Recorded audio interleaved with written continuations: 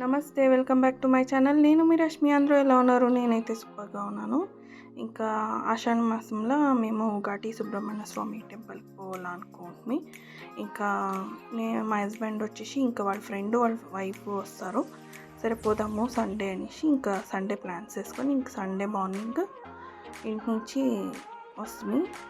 ఇంకా టెంపుల్కి రీచ్ అయ్యేసరికి 11 ఆవిడ మహామంగళారతి టైము ఏమంటే మంచి టైంకి వస్తుంది అని అండ్ ఆర్తి కూడా సిక్కే మాకి.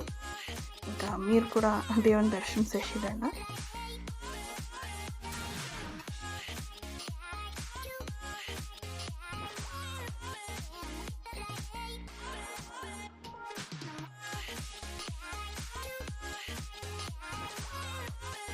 దర్శనం అయితే చాలా బాగా ఇంకా అవుట్ సైడ్ వస్తుంది.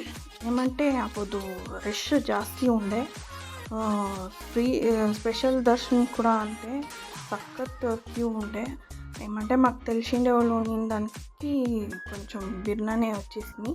లేకపోతే క్యూలో అట్లీస్ట్ 2 hours 3 hours అయినా అంత రష్ ఉండే టెంపుల్లో అయితే. ఇంకా క్లోజ్ కూడా చేసేసి ఇంకా చాలా జనాలు జాస్తినే అవుతూ ఉంటారు అనేసి సో ఇట్లా ఫుల్ క్యూఏ ఉండే. ఇంకా మా దర్శనం అయిపోయా మేము అవుట్ సైడ్ వచ్చేసి ఇంకా నిలుచుకోనికి కూడా స్పేస్ ఉండలేదు.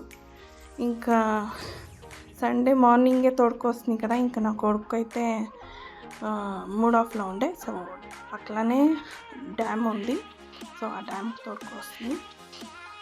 డ్యామ్ చూసేకి అయితే ఇక్కడ వాటర్ లేదు, బట్ ఈ పక్క వాటర్ ఉంది. అదే జాస్తి నీళ్ళు వస్తే డ్యామ్ ఇంకా నీడిపోతుంది. బట్ కొంచెం కేర్ఫుల్గా ఉండాలా, స్లిప్ అయిపోమంటే అంతే.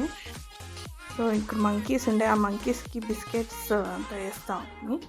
ఇంకా మెట్లెక్కి ఆ పక్క ఒక రోడ్ వస్తుంది. సో వాళ్ళైతే ఫొటోస్ తీసుకుంటా ఉంటే మేము ఈ పక్క స్మాల్ రోడ్ ఉంది కదా. సో ఇక్కడ ఇంకా పోతుంది. ఆ డ్యామ్ కనబడిస్తుంది, చెరువు నీళ్ళు అంతా కనబడిస్తుంది. సో ఇక్కడికి వస్తే ఇక్కడ చేపలు పడుతూ ఉండ్రి. వాళ్ళు చేపలు పట్టేవాళ్ళు కాదు, ఇది ఒక హాబీ అంట వాళ్ళకి, ఫిష్ పట్టేది. ఇంకా నా కొడుకు కూడా ఫిష్ పట్టేలా అంటే చాలా ఇష్టము. సో దానికి నేనైతే నేచర్ ఎంజాయ్ చేసుకుంటున్నాను. వాళ్ళు ఫిష్ పడుతూ ఉంటారు, మా హస్బెండ్ అయితే ఫిష్ ఎత్తి చూపిస్తూ ఉంటారు. సో డిఫరెంట్గా ఉంది అని. అండ్ ఫైనలీ ఫిష్ ఇట్లా పడతారు అని కూడా చూసి ఇంక చేతిలో పట్టుకోండి రేప నాకైతే. బట్ బాగుండే ఆ డే అంతా, సూపర్గా ఎంజాయ్ చేస్తుంది. ఇంకా నా వీడియో మీకు నచ్చింది అనుకుంటాను. నచ్చితే మాత్రం please subscribe. Thank you for watching. Bye.